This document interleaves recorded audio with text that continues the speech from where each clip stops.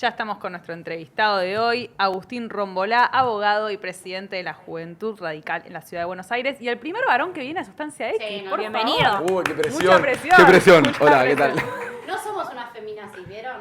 ¿Todo bien? ¿Cómo Invitamos estás? varones también. Bien, bien. Como les dije, enojado porque no me fui de vacaciones, así que con la peor de las ondas, como Pichetto.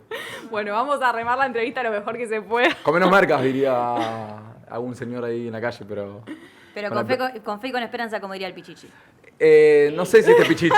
Por ahí hay Pichichi de un par de años, sí, pero Ok. este no, este seguro que no. Bueno, con más razón, gracias por venir entonces. No, por favor, en este gracias a ustedes por invitarme. febrero tan caluroso. Bueno, vamos a empezar por lo primero. ¿Qué balance haces de esta locura que pasó en torno al tratamiento de la ley Ómnibus? Espectacular, porque vimos llorar libertarios primero, pero además porque creo que funcionó la división de poderes, ¿no? Digo, cuando uno está preocupado por un tipo que tiene ganas de ser un autócrata, que tiene ganas de arrogarse la suma del poder público, cuando uno venía peleando durante mucho tiempo para que no haya distintos partidos políticos entre los que haga una autocrítica, y creo que el radicalismo en algún momento ha sido bastante cooperativo para que eso suceda. Me parece que es bueno que el Congreso haya reaccionado y haya actuado como una oposición, porque en definitiva el Congreso es opositor a Javier Milei, digamos.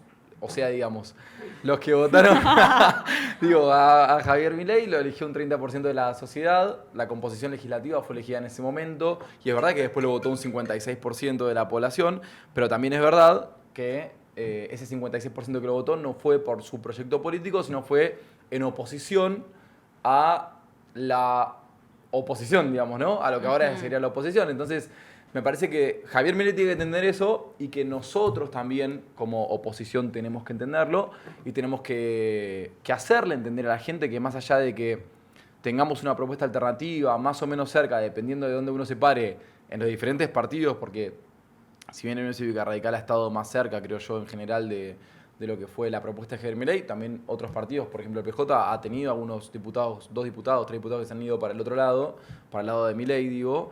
Tenemos que hacer entender que acá, si nos vamos a comportar como oposición, nos comportamos como oposición. Digo, no existe la oposición responsable si le cedes la suma del poder público a un tipo que está amenazando con matarte. No sos ni oposición ni responsable con eso. Si vos le das la facultad de cerrar el Congreso de facto a una persona que dice que va a matar a todos los opositores en nombre de Moisés, ahora estamos viendo nuevas publicaciones porque encima Milei da material todos los días, bueno, no sos dialoguista, no sos responsable y tampoco sos oposición. Entonces, es un poco lo que venimos planteando y creo que también es un poco lo que generacionalmente creo que no queremos vivir más. Más allá de que hubo muchas personas de nuestra generación, creo que ustedes son más chicas que yo, pero... ¿En qué generación estás? Yo soy millennial. No, entonces estamos igual. 96, acá la camada del 96, Bueno, esa es presente. pequeña, pero... Yo soy del 90, ok. Tengo Bueno, más o 33. menos ahí. Claro, estamos ahí. Pero ahí vos No soy el ves... radical más joven. Soy el radical que ahora va a cambiar en la presidencia de la juventud porque fue bien idea de ser chicana. Pero digo, más allá de eso, me parece que generacionalmente no tenemos ganas de que venga un tipo a citarnos a Moisés, a la Biblia en hebreo, a decirnos que va a descargar la ira de Dios sobre nosotros.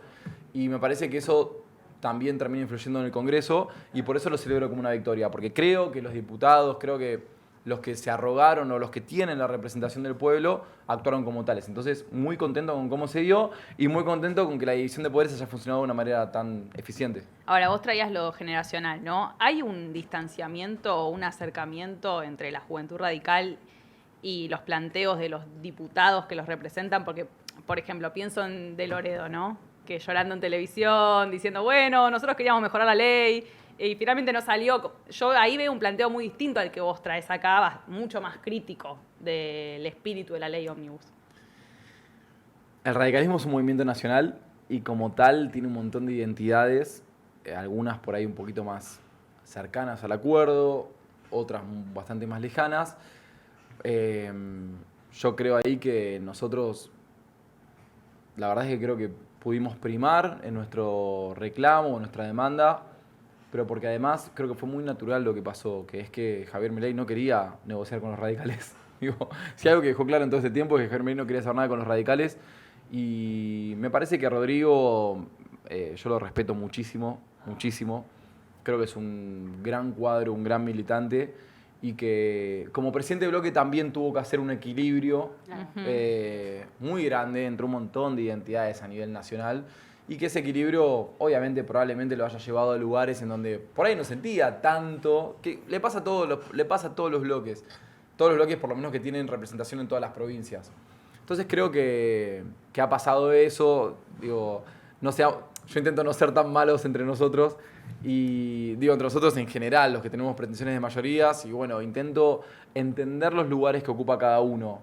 En mi rol de presidente de la juventud, obviamente que nos guiamos por lo que creemos que la juventud tiene que representar, que es una oposición fuerte, férrea y sobre todas las cosas una nueva comunicación, un nuevo discurso del país que queremos.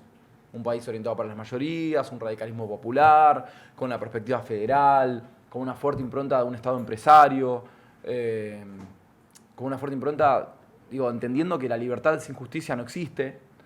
Y creo que Rodrigo en algún momento, o quizás en su rol, ha sintetizado otras posturas que creían en un radicalismo más orientado o una política más orientada a las empresas prebendarias, a los poderes enquistados, que están en todos los partidos y que en ese equilibrio nos ha llevado por ahí una posición que fue no tan tajante y medio intermedia y que él tuvo que poner la cara. Digo, yo acá pongo la cara también porque represento a un montón de pibes de la ciudad de Buenos Aires que están afiliados al radicalismo y que creen en un proyecto de radical y a él le pasa lo mismo. Obviamente los jóvenes, digo, ustedes supongo que les pasará, los jóvenes están bastante más ubicados en un esquema ideológico, en un esquema identitario y creo que Rodrigo en este caso hizo un equilibrio que también es valioso y que creo que el radicalismo en definitiva también planteó unos límites que obviamente a mí me parecieron insuficientes como presidente de la juventud, pero que el radicalismo en general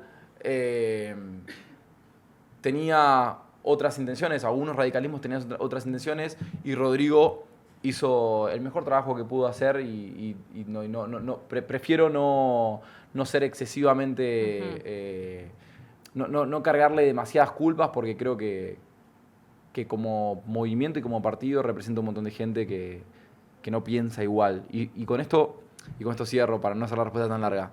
Digo, yo creo que la grieta que vivimos hoy en la actualidad no tiene que ver con lo partidario. Creo que tiene que ver simplemente con una concepción del Estado, que tiene que ver con... Queremos una Argentina pensada por el pueblo, pensada para las mayorías, pensada para los jóvenes, pensada para los jubilados, pensada para la clase media, la clase trabajadora, o queremos una Argentina que esté a favor de las empresas prebendarias, de los amigos del poder, de los partidos enquistados, de los Mauricio Macri de la vida, bueno, y que creen en la teoría del derrame, porque no son tampoco los malos, digo, para sacar un poco esa infantilización de la política. Yo creo que nosotros estamos parados de un lugar mucho más popular, y creo que hay gente de todos los partidos que está parado en otro lugar mucho más impopular, si se quiere, porque representa ese 1% eternamente favorecido que cree que va a favorecer a la gente con el derrame, una teoría que ya está completamente desacreditada, y por eso militamos lo que militamos. Y creo que eso trasciende a los partidos.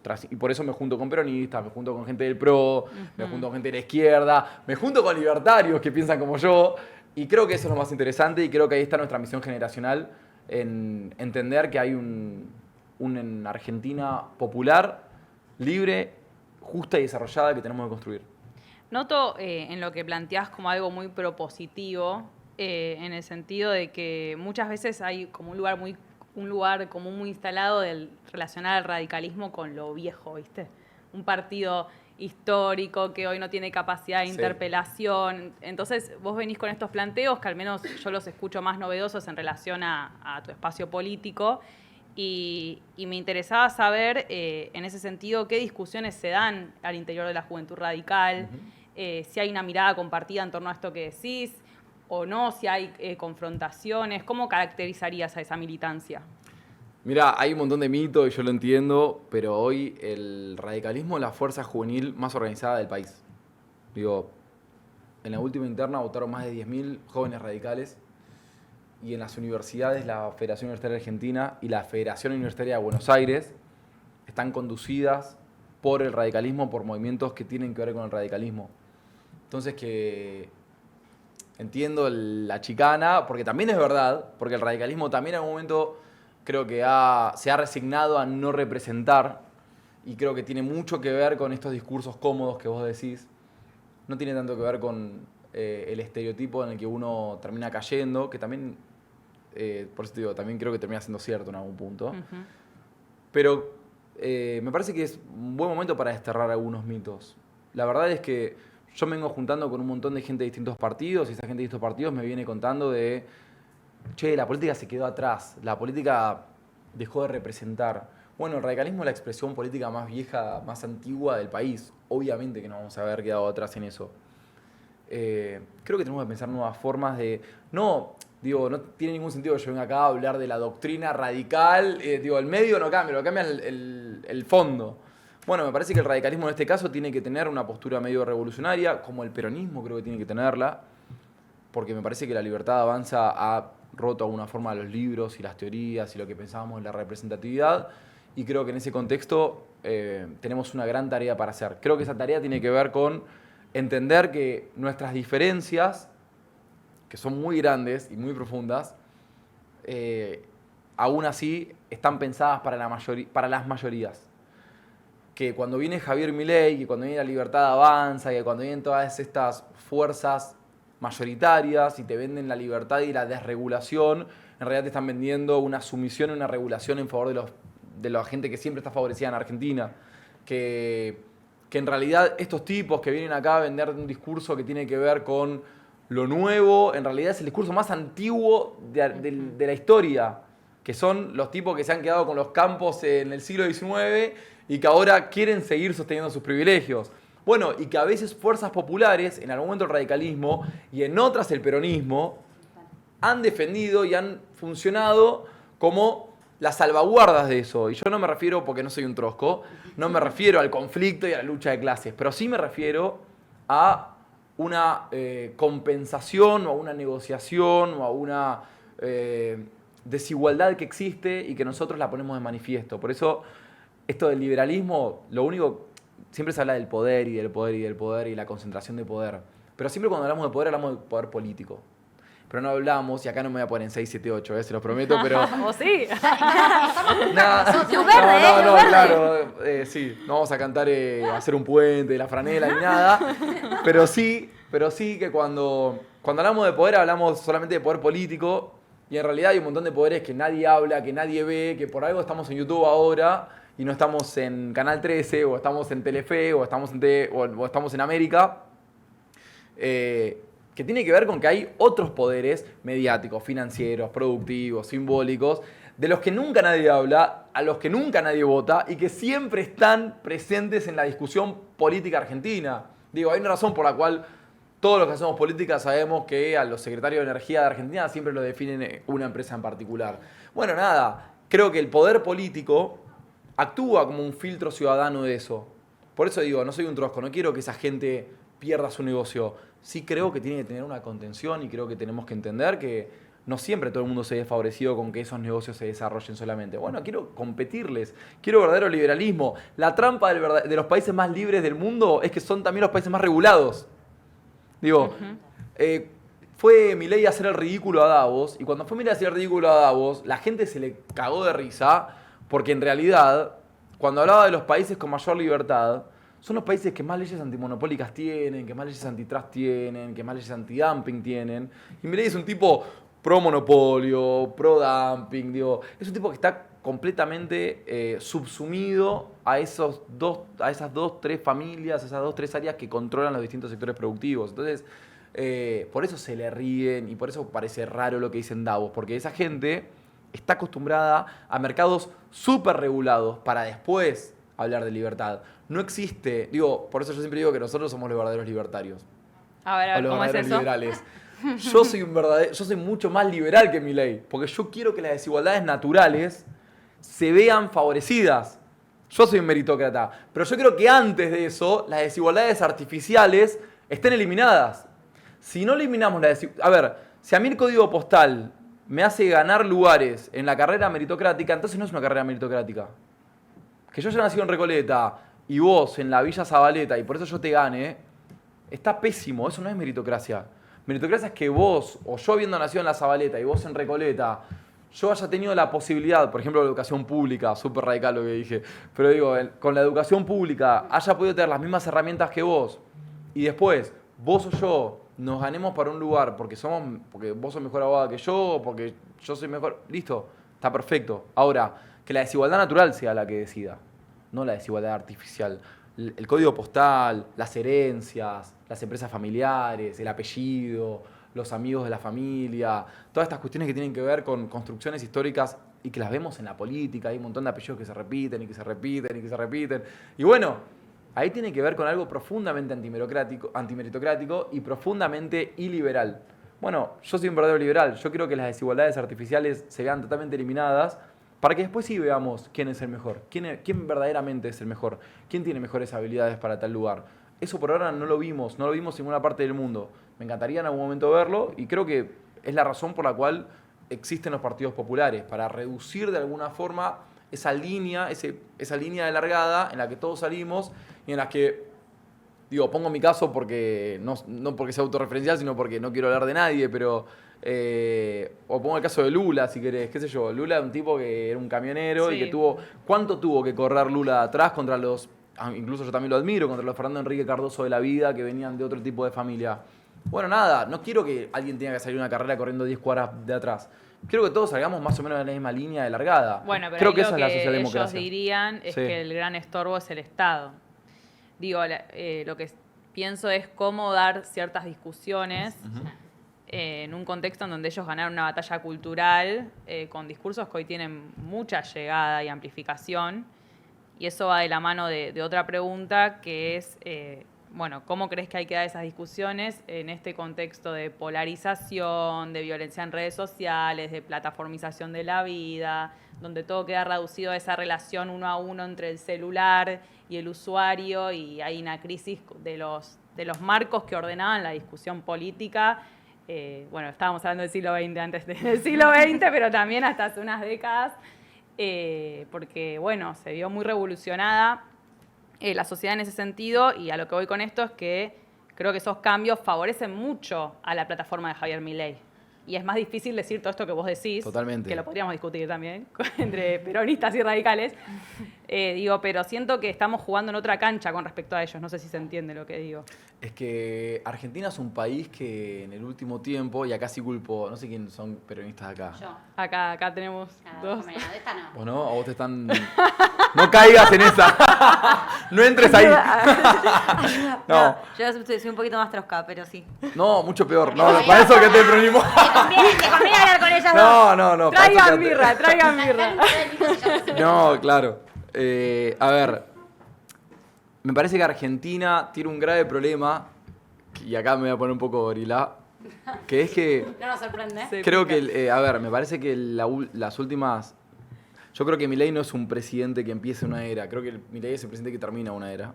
Y creo que se arrancó con la segunda de Cristina, con vamos por todo, con la con estas cuestiones que los partidos institucionalistas, en ese momento un radicalismo muy disminuido, pero que se vio integrado en un lugar político que planteaba una alternativa, planteaba la alternancia, que creo que es sano hasta incluso para una democracia, y que creo que en ese contexto, y creo que estos desmanejos, y sumo también al radicalismo con el gobierno de Cambiemos, para que vean que tampoco me hago el boludo, Ajá. que cometió 1000 errores, sobre todo Mauricio Macri. Me parece que Argentina no puede pasarse las 24 horas del día hablando de guita. Y creo que nos subsumieron a eso en algún punto. Claro. Creo que no hay nada más insano en la vida que haya pibes de entre 15 y 35 años hablando de plata las 24 horas del día. Eso nos llevó a una concepción súper individualista de la vida, nos hizo dejar de pensar, y me pasa en el radicalismo, seguramente les pasa en el peronismo, esto de tener que convencer a pibes nuestros que la política no es la colectivización de los problemas individuales. Decís, pará, flaco, estás en un lugar en donde creemos totalmente en la construcción colectiva como la forma de solucionar estos dolores que tenemos y que es este motor de militancia. Entonces decís, me replanteo toda la militancia, me voy a la mierda, o me quedo persuadiendo, porque como decía el general, la política es persuadir, pero digo, me quedo persuadiendo y haciéndole entender a los pibes de que en realidad todos los problemas que tienen de no llegar a fin de mes no tienen que ver con pegarla en bull market, perdón, no tienen que ver con pegarla en la timba financiera, no tienen que ver con hacerse un OnlyFans, sino que tienen que ver con que tenemos una problemática muy grande que tiene que ver con que dejamos, para mí nos resignamos en algún punto, el radicalismo el primero, nos resignamos a entender que la solución a todos esos problemas individuales se resuelven a partir del colectivo. Y es más, como te digo, siempre hablamos de guita. ¿Por qué hablamos de guita? Porque lo más tangible, lo más fácil y lo que más se deterioró. Pero digo, hablemos de salud mental, si quieren también. Y cuando hablamos de salud mental, creo que la muestra más clara de cómo nos olvidamos de que la política es la solución colectiva a los problemas individuales. Digo, si en la pandemia en Argentina no existía el alcohol, la benzodiazepina, los calmantes, las drogas duras, Argentina colapsaba. Y si quieren, nos hacemos los boludos sobre ese tema. Pero todo el mundo en algún momento no dio más, todo el mundo en algún momento que está acá y que está afuera no se sintió suficiente, todo el mundo tuvo crisis, sobre todo nuestras generaciones. Nadie en la política habló de eso. Nadie. Nadie, ningún partido político habló de eso. Ni en campaña, ni fuera de campaña. Entonces, me parece que no nos estamos haciendo cargo, lo digo como partidos tradicionales, Ofelia Fernández. Iba a de la decir era que lo nos mismo. toca. No lo quería decir. Ofelia lo dijo tangencialmente porque la verdad es que en algún momento perdió la lucha, creo, yo la aprecio mucho a Ofelia, la conocí en la legislatura, es un gran cuadro, pero creo que también perdió la lucha orgánica en algún punto. Y no me refiero incluso a una voz individual, me refiero a una voz colectiva, organizacional, institucional. Sí, dentro de lo que es... Me parece que no puede ser que ahora Marina Charpentier, que yo la aprecio mucho, la conocí, pero no puede ser la voz de... Digo, no puede ser la voz de la salud mental en Argentina, no porque ella no pueda hacerlo, sino porque significa que la política no está haciendo cargo de la cuestión. Volvemos a caer en la misma lógica del individualismo como respuesta a problemas colectivos cuando tendría que ser al revés. Y creo yo que en el siglo XXI los problemas que estamos teniendo tienen mucho que ver con esto de la guerra contra nosotros mismos, con entender que nuestros problemas están muy adentro nuestro y que eso influye directamente en el colectivo. Y creo que una política que no se haga cargo de esos problemas va a ser una política que no se haga cargo de esta era. Si no entendemos eso, para mí vamos a seguir perdiendo elecciones, porque en realidad Javier Milei lo que está diciendo acá, después del nadie se salva solo, y todas estas cuestiones, la patria es el otro, que me parecía una gran frase a mí en ese momento. Claro, pero estamos en otra época. No deberíamos estar en otra época, porque en realidad todo lo contrario. Ahora, digo, ¿a quién? No comparto casi nada con Juan Grabois, pero ¿a quién no se le enterneció el corazón cuando hizo lo que hizo en Navidad? Quizás entendimos que hay una puerta ahí abierta de que hay que colectivizar los problemas individuales.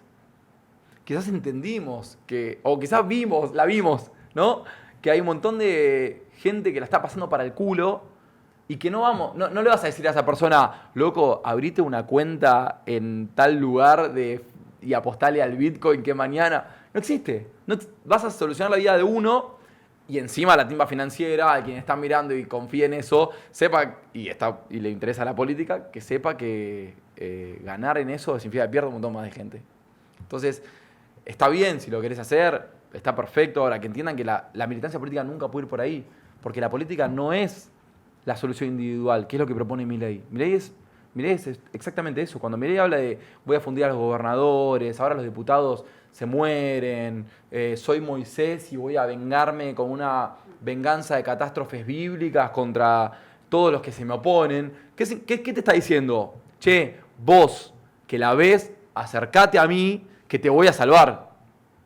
No está diciendo, loco, por ahí la salvación o por ahí el crecimiento está en que todos nosotros podamos aportar algo. Bueno, me parece que si no entendemos eso, vamos a seguir perdiendo, vamos a ganar alguna elección, van a gobernar con algún Alberto Fernández fallido, nosotros gobernaremos con algún radical fallido y volverá a triunfar una expresión individualista, una expresión que mercantiliza los derechos, que privatiza la vida y que sobre todas las cosas deja de soñar o deja de pensar en una Argentina en donde los números cierren con la gente adentro en vez de que ahora estemos celebrando o en la propuesta de Javier Milei le digamos a Caputo que hay que llevarlo en andas, porque probablemente el Excel le cierre bien, yo igual lo dudo, pero bueno, aunque el Excel le cierre bien, eso significa que por ahí 7 de cada 10 argentinos no van a poder tener 3 comidas por día. Y tengo una pregunta, porque hay algo de lo que decías, que veníamos también como conversando con las pibas, que ¿cómo se hace en la construcción política de estos próximos 4 años cuando vimos que la lógica de Twitter, que es algo que se ve, lo mismo que decía Soli, ¿no? La plataformización, ¿no se me escucha? ¿Ahí? ¿Sí? Bien. De la vida y como la tuitarización de la política llega a los espacios institucionales, y lo vemos con lo de la ley ómnibus, donde si no sale como yo quiero, entonces no sale nada. Entonces, ese puente de discusión, ese puente de consenso que los partidos tradicionales, con semejanzas y con diferencias, hemos sabido que, bueno, la construcción, por lo menos en los últimos 40 años, dijimos, discutiendo, y es haciendo acuerdos. Bueno, ¿cómo se construye acá en los próximos años con gente que evidentemente demostró que si no es como ellos quieren, no es? Porque Creo que primero, empezando por extirpar de nuestra naturaleza política a los diputados que están haciendo discursos para TikTok. Para mí es lo primero que tenemos que hacer. Porque yo vi muchos diputados y diputadas que se preparaban discursos para el clip de TikTok o de Twitter. Me parece que hay que dejar de pensar un poco en eso. Alguien lo dijo por ahí, no me acuerdo quién fue. Que era como, loco, la política no es eso, no debiera ser eso. Viste que... Pero 56%. Claro, terminás en esa, pero... Pará, 56%, está bien. Obvio, no es multicausal, no lo Claro, vamos a reducir digo, a TikTok. hace un año nadie pensaba que era así y además se mandaron, no ustedes, digo, se mandaron la política que no quiero decir tradicional porque tampoco me parece horrible la palabra tradicional. La gente que quiere hacer política se mandó 1000 cagadas. La realidad es esa, o sea, se dejó de hablar de las soluciones que tenemos que aportar. Nadie nunca más habló de lo que teníamos que... Digo, hay un montón de elefantes en esta habitación, en las habitaciones de la discusión política, de los que nunca nadie más habló, como, che, a todo el mundo le chupa un huevo que haya cerrado con el intendente de Mar Chiquita. O sea, que venga el intendente de Trenquelauquen a decir, voy a votar a Agustín Ropolano, no importa a nadie, ¿entendés? No representa a nadie. Digo, ¿se acuerdo de Cúpula? No representa... Digo, que me vengas a decir... Si no apoyás tal cosa, sos un traidor a la patria, o un antipueblo, o sos la dictadura, tampoco interpela a nadie. Creo que esas cuestiones espero y deseo que se hayan aprendido. Y creo que tenemos el problema de que nuestros representantes y nuestros referentes perdieron la gimnasia de la docencia política.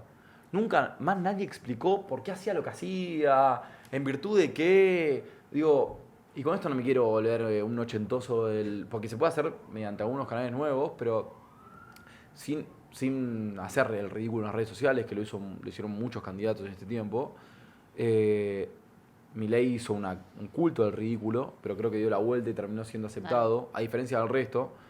Y me parece que eso lo abandonamos. O sea, si nosotros hablamos de construir política y de la organización política...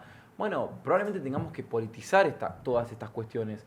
Creo que lo que fallamos es en politizarlas, o que entendimos que politizarlas simplemente era hablarle a nuestro núcleo de representación, o sea... No ampliar. Claro, digo, yo soy cámpora, soy de la cámpora, y le hablo a mis votantes, ¿me entendés? Digo, se hace una actividad que hace Kicillof, bueno, Alberto no sé si lo defendieron tanto, pero digo, alguna medida de Massa que Massa la vendía también para sus votantes, mientras había un montón de internas, todo tapábamos abajo de la alfombra, nosotros en Juntos por el Cambio nos pasaba lo mismo, digo, yo salí a mediados del año pasado a decir que ni Massa ni Burrich me representaban tanto ni me terminaban de convencer y tuve un quilombo espectacular adentro de la coalición porque dije lo que... Todos pensábamos. Todos lo pensaban, pero en algún punto, digo, che, loco, yo le marché a Burrich contra Chocobar. ¿Por qué ahora me tendría que convencer? ¿Qué hizo en este tiempo para convencerme? Si yo estoy completamente en contra de la doctrina Chocobar, y yo creo que Chocobar tendría que haber sido desafectado de las fuerzas de seguridad por lo que hizo. Es que hay muchos mecanismos internos de silenciamiento. Bueno, claro, pero creo que en algún momento la coherencia tiene que ser premiada de vuelta, pero no va a ser automático. Todos creemos que las cosas van a ser automáticas en la sociedad. Y la verdad es que no, hay que salir a convencer, hay que hablarle a la gente. con todo lo que lo desprecio y con todo lo poco que lo respeto, Javier Milei salió a hablarle a la gente. Él dijo, che, los políticos se comportan como casta, vivimos para el culo. Sí, propuso una narrativa, claro, el apeló a una estaba bárbaro. sensibilidad. Sí. La receta era matemos a todos. Bueno, Sí, sí. yo tengo un perro. Si mi perro te arrengo, yo no quiero que mi veterinario diga sacrifica al perro. Yo quiero que le ponga me diga, che, poné un yeso y va a volver a caminar. Bueno, Milei dijo que había que sacrificar al perro. El problema es que no hubo un veterinario alternativo que diga Che, no es por ponle ahí. un yeso. Entonces creo que ese fue el gran problema que tuvimos. Sí, pero hay algo de que ellos pusieron muy en valor esta cuestión de no transar con nadie porque los políticos o la casta hacen todo lo mismo, ellos ahora son parte de esto, han transado obviamente, pero digo, creo que en esa batalla cultural ganaron con el transar está mal.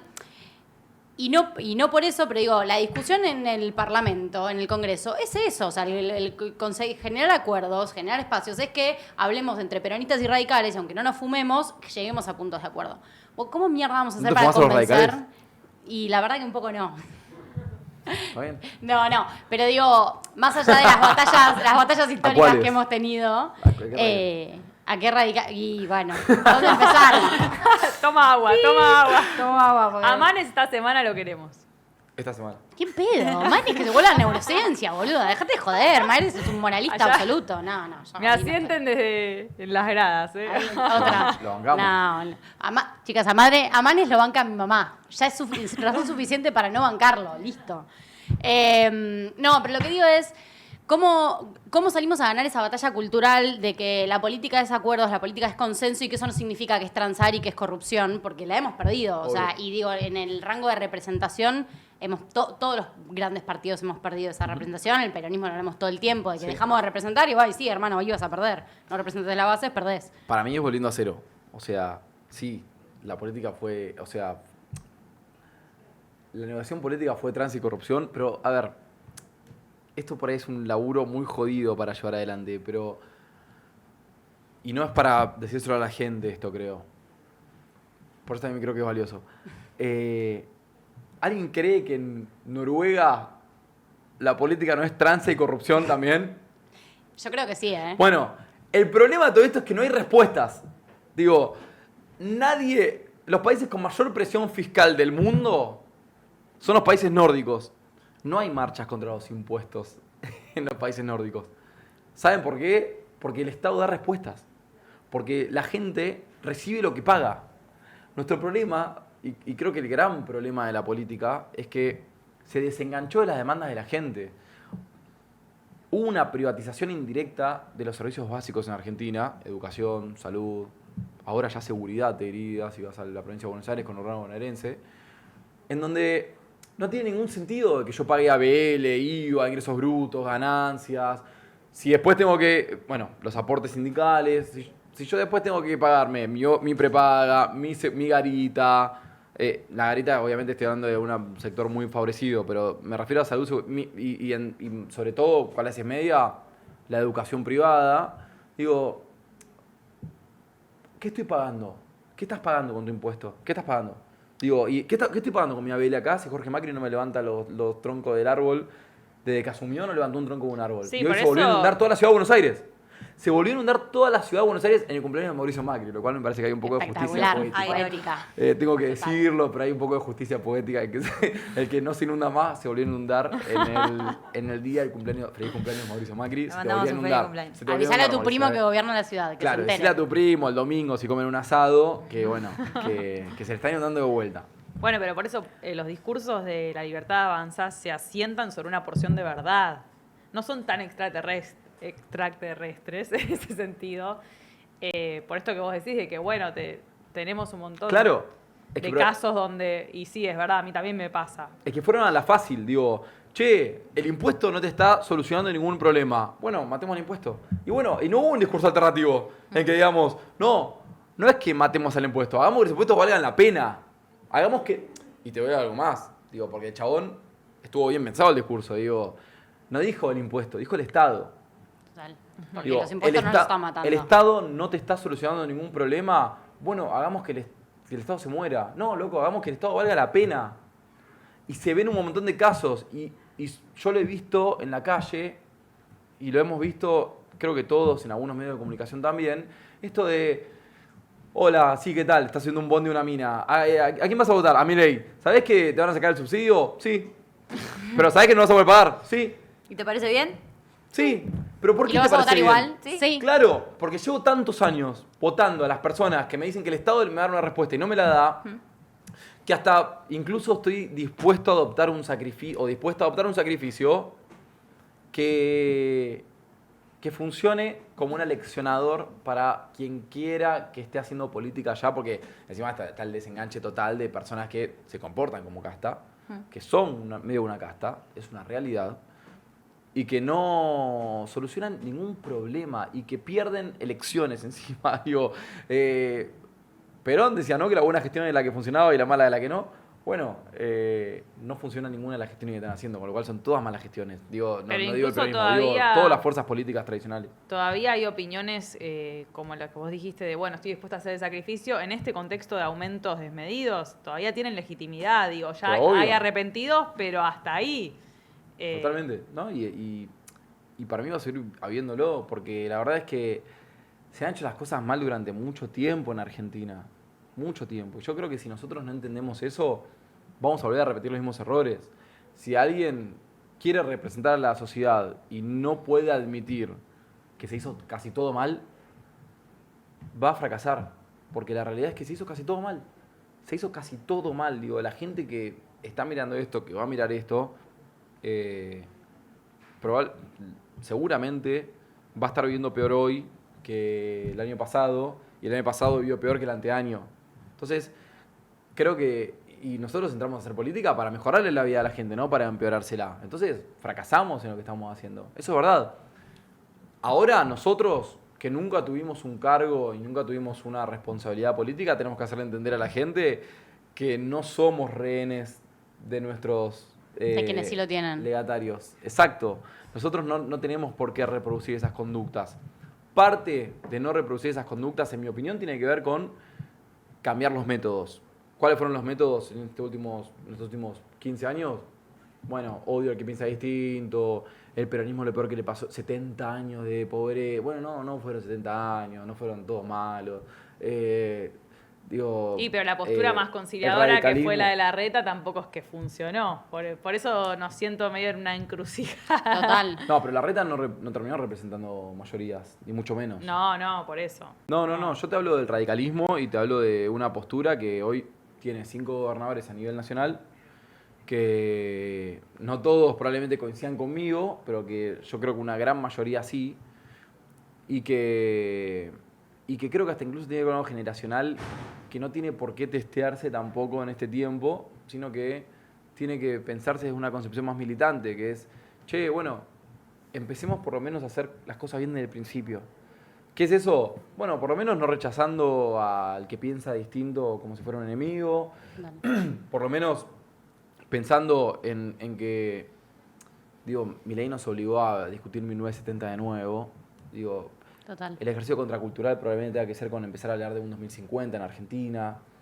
Si Milei nos obliga, o Macri también nos obliga a hablar desde el odio, bueno, el ejercicio contracultural nuestro tendrá que ser el de construir una cultura de la amistad a la hora de hacer política, que tenga que ver con esto que te digo, de no el amiguismo, sino con actuar con una persona que hace política conmigo como si fuera un amigo, con los mismos códigos, tipo, yo a un amigo no lo cagaría, no le sacaría un laburo, no lo expondría en público por un error que tiene. Bueno, probablemente cuando hagamos estas cosas empecemos a generar un ejemplo distinto, un paradigma distinto y una forma de hacer política distinta.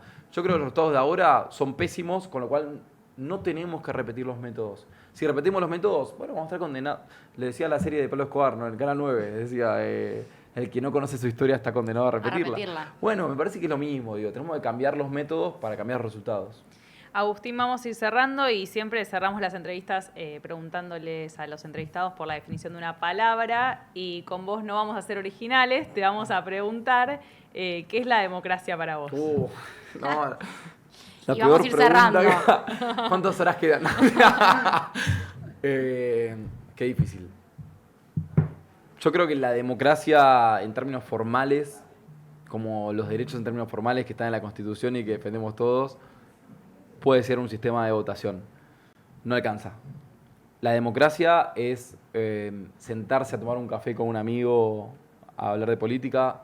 La democracia es ver un canal de streaming a pesar de que no te guste tanto o que no coincidas tanto. La democracia es mandar un tweet y no bloquear a todo el mundo que te dice que no está, que está en desacuerdo con vos. La democracia es juntarte a jugar un partido de fútbol y hablar con tus amigos después de cómo ven a la sociedad, a su laburo. La democracia es estar en tu escuela secundaria o en la facu y dejar pasar a la agrupación que no piensa tanto como vos. Digo, la democracia es ni siquiera no es un sistema y no es una forma de ver el Estado, es una energía. Yo creo que tenemos que entender que la energía democratizante es un medio para el desarrollo. Y acá no me voy a poner ni siquiera muy romántico. Los países con mayor calidad democrática son los países más desarrollados económicamente en el mundo.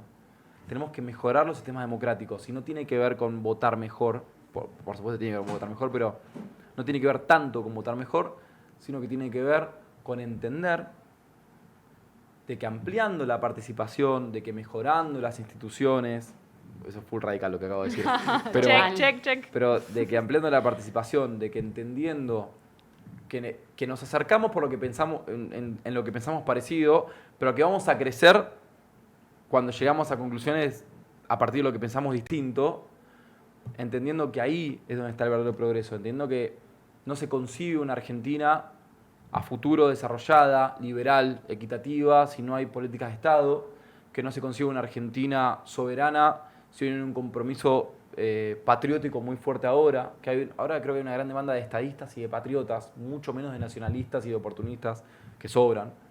Y entendiendo sobre todas las cosas que tenemos una misión generacional que para mí va a ser bisagra a la hora de entender la Argentina que viene. O nos subimos a un carril de violencia, de división, un carril fácil, muy fácil, porque para mí es mucho más fácil convertirme Gritar. en un gorila y decir 70 años de pobreza peronista. O nos subimos y nos hacemos cargo del momento histórico que nos toca y pensamos en que hay una Argentina mucho mejor y que la salida real es haciendo las cosas distintas de los últimos 100 años de Argentina, que es con mayor diálogo transversal, con mayores consensos y sin dudas con una mejora en nuestra calidad democrática que tiene que ver sobre todas las cosas con juntarnos a hacer esto, a decir, che, no coincido tanto. Pero bueno, a partir de ahí, ¿dónde nos podemos encontrar? Encontrándonos en esos lugares, sin dudas que está el progreso de Argentina. Bueno, con más razón, muchas gracias por venir Muchas gracias. entonces.